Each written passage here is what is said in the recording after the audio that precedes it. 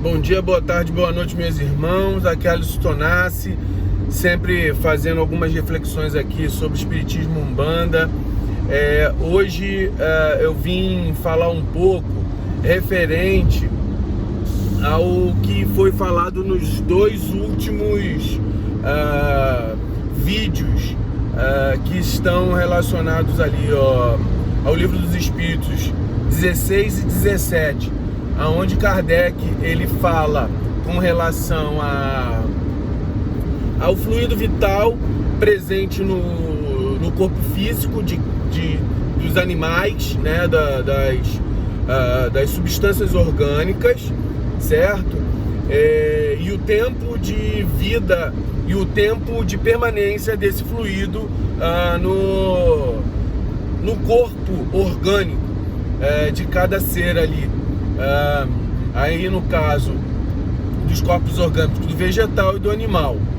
Então ele fala também um pouco das questões do tempo de vida na matéria do ser humano, né? Ou seja, um tempo de reencarnação. A gente sabe que o fluido vital ele é o fluido vital ele é uma alteração, uma modificação do fluido cósmico universal. Então é uma essência de matéria que se modifica e forma a energia, os fluidos, vários tipos de energia que estão relacionados à materialidade, e inclusive o nosso corpo físico. Eles todos são modificações do fluido cósmico universal, E além disso, o fluido vital, ele é uma particularidade dele. Então, para que haja a vitalidade de um corpo, eu vou citar o exemplo de um carro e da gasolina. O carro ele tem todos os mecanismos. O mecanismo elétrico, o mecanismo do motor, os mecanismos que movimentam as rodas. Então todos os mecanismos estão em comunhão num carro. Assim é o nosso corpo físico. Mas o carro, ele não vai funcionar se não houver a energia impulsionadora desse mecanismo. Qual é a energia impulsionadora desse mecanismo? Para o carro, o combustível. Para o ser humano, o fluido vital. Então, ali ele explica que o fluido vital ele é dado uma parte dele na concepção, ou seja, na concepção não, no momento da concepção, que o neném é feito, existe uma quantidade de fluido que ele é adquirido ali. Uma parte desse fluido, ele é induzido pelo processo da concepção. Um segundo momento desse fluido é como fosse assim, o combustível do carro que impulsiona o alternador, que dá energia elétrica. Então, depois que o carro está funcionando, ele já mantém a bateria energizada.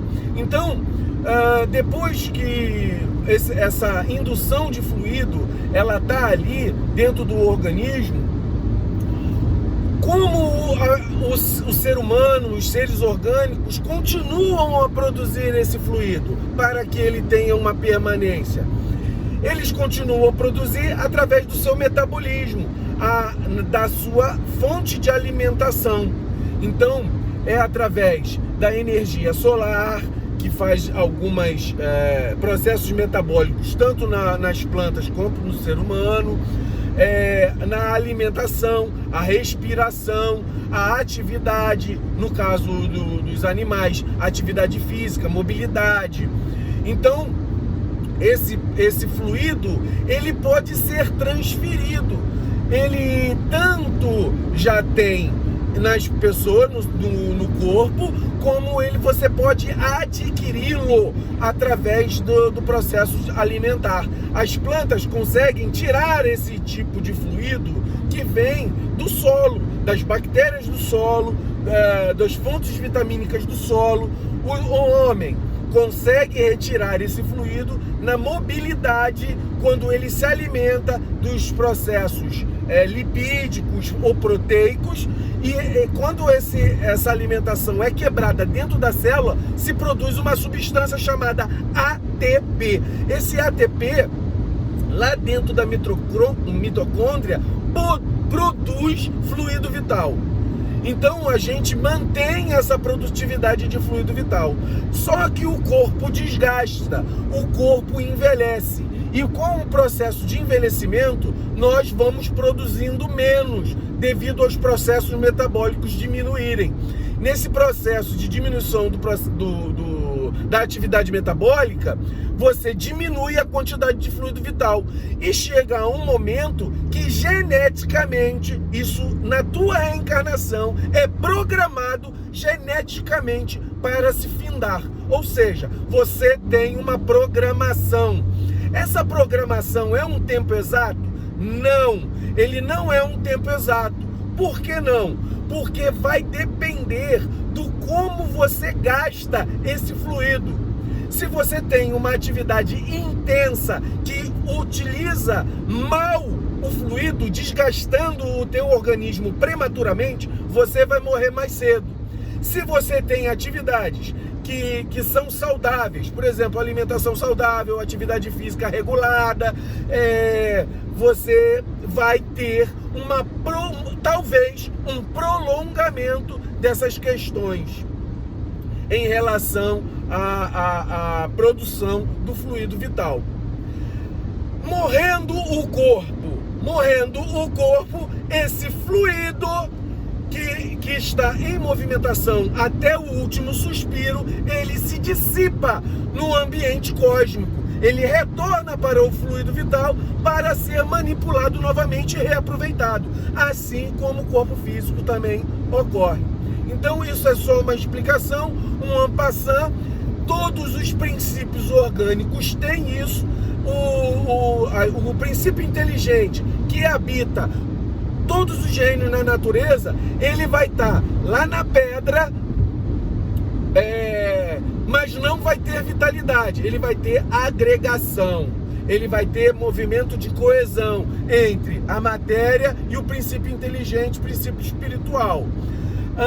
Depois ele sai do mineral, vai para o vegetal já tem um princípio vital, ou seja, é matéria orgânica, não tem inteligência, não tem processo intelectivo, ele simplesmente adquire sensações, percepções, metabolismo, reprodução, então são processos mecânicos. O princípio inteligente indo para o corpo animalizado, ou seja, o reino animal, ele já adquire ali um processo de inteligência primária. É uma inteligência instintiva. Então o corpo inerte, ele pega o fluido vital, pega o princípio inteligente e com a parte instintiva, a parte metabólica, todo o processo ali.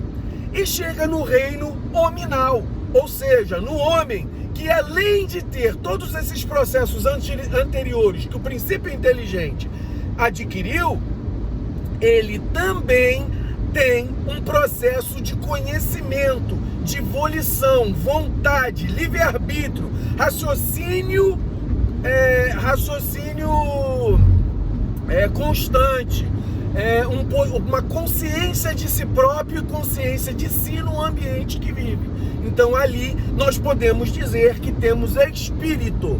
A partir daí, o princípio inteligente se transforma em espírito, aonde você tem consciência de si própria e livre-arbítrio. É isso, meus irmãos, é um resumão disso. Ele dá continuidade falando ainda do mundo espiritual. Do mundo espiritual a gente vai falar sobre outros processos ali. Agora é importante de como a gente entender tudo isso que eu falei para a Umbanda. O que isso serve na Umbanda? Meu irmão, Tudo o que foi falado e estudado no Espiritismo, isso serve para a Umbanda. O caboclo é um ser espiritual. Você é um ser encarnado que também tem espírito dentro desse corpo colado à matéria. E essa energia do fluido vital é o que o teu caboclo utiliza de você como médium para trabalhar. Ele também utiliza o princípio vital, a energia vital dos outros elementos para que utilize nos seus processos magísticos.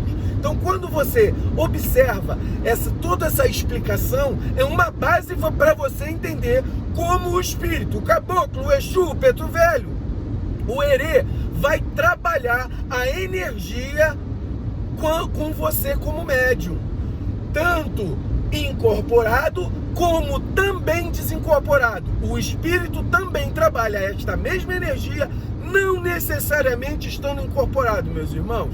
Então isso aqui é um pouquinho para a gente pensar, raciocinar em cima do que foi falado lá no Livro dos Espíritos para Umbandistas, e a gente vai fazendo essa complementação. Axé, meus irmãos!